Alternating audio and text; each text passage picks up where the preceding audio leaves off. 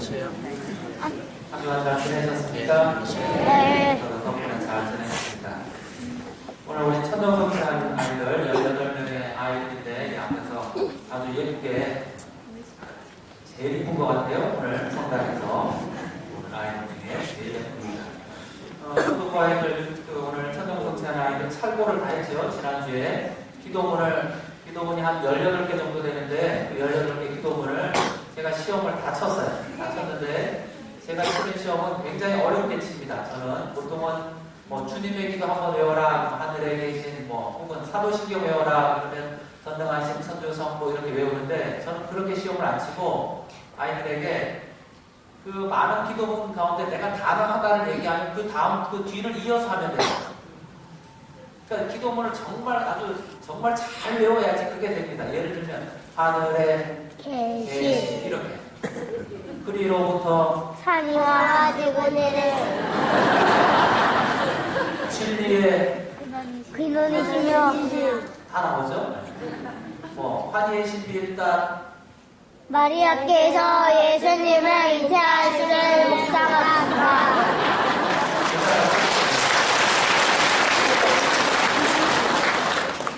이 기도문이 어떤 건지 생각할 시간 안 줘요.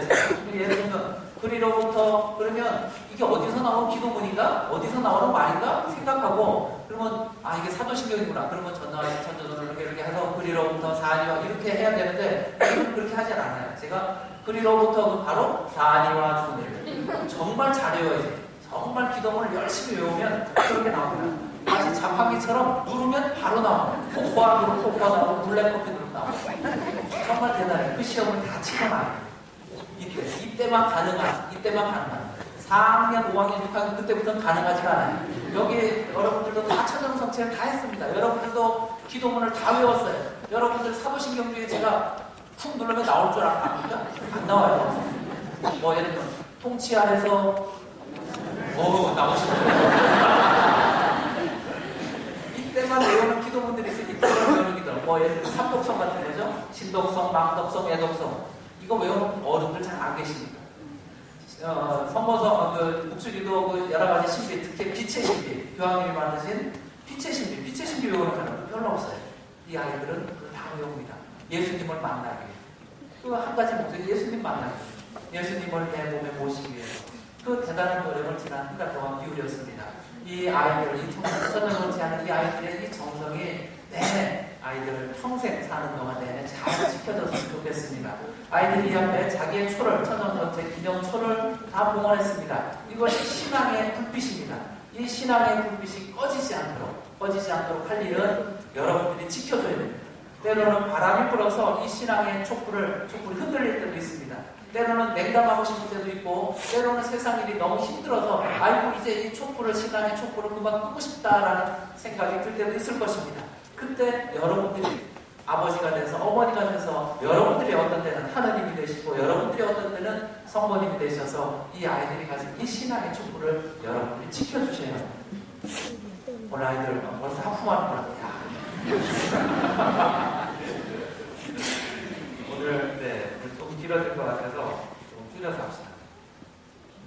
오늘 하고 싶은 이야기는 실은 정월대보름과 관련된 이야기를 좀 길게 하고 싶은데 정월대보름인데 제가 아이들에게 오늘 새벽기사 할 때 목사들한테 이름을 부르면서 내 너희 사가라. 그랬더니 애들이 뭔 얘기인가? 회장님 제 너희 사가세요. 제가 아침에 수혜만큼도 제 너희 다 팔았어요. 너희를 파는 게 뭔가? 오늘이 정월대보름이라 1년 중에 우리가 하는 많은 세시 풍속 가운데 한 절반 정도가 이 설날부터 정월대보름까지 다 이루어집니다. 무슨 윷놀이부터 해서 널뛰기, 무슨 쥐물놀이, 연달리기, 오만 것들이 거의 다 이루어집니다. 또 오늘 정월대보름 오늘날은 또 어제 우리 신자분들이 이것저것 차례만 다 넣어주셨어요. 오곡밥도 갖다 주시고 여러 가지 나물 막 이렇게 붙인 것도 다 갖다 주셔서 제가 신나게 들깨죽도 갖다 주시고 그래서 신나게를 먹었는데 여러 가지 오곡밥 작년에 농사를 지은 곡식으로 만든 오곡밥을 먹고 또 9가지 나물을 먹고 또 9끼를 먹고 또 나물을 9집을 하는 날이 바로 오늘입니다. 오늘. 그리고 오늘 저녁 때는 신나게 놀고 먹고 마시다가 마시기도 하죠. 귀발기 술도 마셔요. 귀발기 술.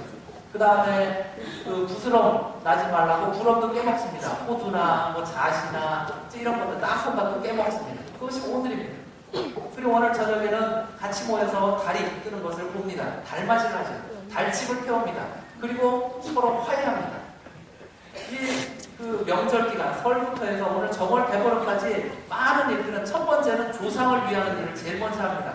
차례를 지내고 제사를 지내고 어른들을 찾아뵙습니다. 조상을 위하고 그 다음에 사람을 돌봅니다. 사람. 먹는 것도 조화롭게 여러 가지를 먹어서 조화로운 식사를 하지만 사람들 사이도 편안하게 만듭니다. 이 사람 저 사람 인사 나누고 이 사람 저 사람 좋은 관계를 맺습니다. 조화롭게 올 한 해를 살아보자 이렇게 이야기합니다. 그 이유는 무엇인가? 그 모든 정월 설날부터 정월 대보름까지 하는 그 많은 행사의 목적은 단 하나입니다. 무엇인가 하면 내일부터는 이제 농사일을 하게 되는데 그 농사일을 혼자는 절대 하지 못합니다. 여럿이 마을 사람들 같이 모아서 해야 되는데 혹시 마음이 불편한 사람들이 있다면 농사를 제대로 짓지 못합니다. 그래서 이 명절 기간 동안, 이 보름 동안 서로 화해합니다. 서로 용서하고 조화롭게 세상을 살자고 합니다. 때로는 같이 살아야 되는데 같이 살는데 제일 필요한 것이 무엇이냐면 자기 희생입니다. 자기 쪼대로, 자기 편한 대로, 자기 이익만 생각하면 그 사람은 절대 같이 살 수가 없습니다. 같이 살려면, 함께 살려면 자기 희생이 무조건 따라야 됩니다. 가까이는 부부지간에도 마찬가지입니다. 둘 살면서도 얼마나 자기 희생을 많이 합니까? 남편은 남편대로, 아내는 아내대로 이야기를 물어보면 되게 그렇게 표현합니다. 당신은 내가 아니었으면 정말 당신 결혼하지 못하고 평생 혼자 살았을 거야. 나니까 당신이랑 살아주지. 그만큼 희생을 많이 한다는 겁니다. 남편은 남편대로, 부인은 부인대로 희생을 많이 하게 되면 그렇게 부부라는 공동체, 작은 공동체가 이루어집니다. 한 마을 공동체도 마찬가지입니다. 자기 희생이 없으면 절대 그것이 이루어지지 않습니다. 인도의 마하트마 간디라는 사람이 예전에 망해가는 사회, 망해가는 국가의 7가지 표지를 말한 적이 있습니다. 다 아시죠? 7가지 표지. 첫째는 원칙 없는 정치를 하는 나라, 그 나라는 무조건 망한다는. 노동 없는 부, 노동하지 않고 부를 축적하는 그런 나라, 무조건 망합니다. 양심 없는 쾌락만 넘치고 양심이 없는 그런 사람들이 많은 나라, 무조건 망합니다. 인격 없는 교육, 아이들을 시험만, 점수만 치게 하고 점수만 높게 받게 하고 사람 교육을 가르치지 않는, 인간성을 가르치지 않는 교육, 그런 교육을 하는 나라는 망합니다. 도덕성 없는 상거래, 상도덕이 없는 상업, 상거래를 하면 그 나라는 무조건 망하게 된답니다. 인간성 없는 과학, 그것도 윤리가 없는 과학, 그것도 그 나라는 망합니다. 마지막을 이야기하고 싶어서 나머지 6개를 이야기합니다. 마지막 한 가지는 희생 없는 신앙. 희생 없는 신앙. 어떤 종교든지 희생이 있어야 됩니다. 어떤 신앙이든지 희생이 따릅니다. 희생이 없이 신앙생활하는 것은 그것은 신앙이 아니고 종교뿐입니다. 종교인입니다. 마하트마 간디는 예수님을 굉장히 좋아했고 굉장히 존경했습니다. 그렇지만 평생 크리스찬은 되지 않았습니다. 왜? 희생 없는 크리스찬들을 너무 많이 봤기 때문에, 자기 잽조대로 자기 편한 대로 사는 신앙인들이라고 하는 크리스찬들을 너무 많이 봤기 때문에 자기는 예수는 좋아하지만 크리스찬은 싫어한다고 했습니다. 희생 없는 신앙은 결국 망하게 됩니다. 결국 망하게 됩니다. 오늘 예수님께서는 높은 산에 오르셔서 마지막 십자가와 순환과 죽음 이후에 부활한 모습을 보여줍니다. 정말 아름다운 모습을 보고 옆에 있던 제자들이 베드로가 예수님 내려가지 말고, 저 십자가 있는데 고통이 있는데 내려가지 말고 우리 여기서 머무릅시다. 부활의 영광 안에 머무릅시다 하고 이야기를 합니다. 순환과 고통과 십자가가 그리고 죽음이 없는 그 부활의 영광에 머무르자고 합니다. 굉장히 잘못된 이야기입니다. 신앙에는 반드시 희생이 따릅니다. 앞에 십자가와 예수님이 있습니다. 이런 단어가 있습니다. 곰곰이 생각해 보십시오. 예수 없는 십자가, 또 십자가 없는 예수. 예수 없는 십자가 어디서 보셨습니까? 개신교에 가면 예수 없는 십자가가 있습니다. 개신교에 가면 예수님의 목체가 달리지 않고 십자가만 있습니다. 예수 없는 십자가입니다. 왜 그들은 예수님의 몸을 남겨두지 않았는지 아시죠? 개신교의 신학은 부활신학입니다. 부활신학. 예수님은 이미 십자가에서 고통을 받고 그 다음에 돌아가신 다음에 부활하셨기 때문에 더 이상 고통받는 예수님을 십자가에 두지 않아도 된다 해서 예수님을 떼어냈습니다. 저 예수님이 달린 십자가의 모습은 2000년 동안 내내 내려온 모습인데 개신교는 15세기, 16세기에 종교개혁을 하면서 저 예수님의 몸을 떼어냅니다. 십자가만 남겨둡니다. 그래서 예수 없는 십자가가 되었고, 그래서 개신교의 신학을 부활신학이라고 합니다. 부활신학. 고통과 슬픔과 십자가의 죽음이 없는 부활만 생각하는 신학. 예수 없는 십자가는 바로 그런 뜻이 있습니다.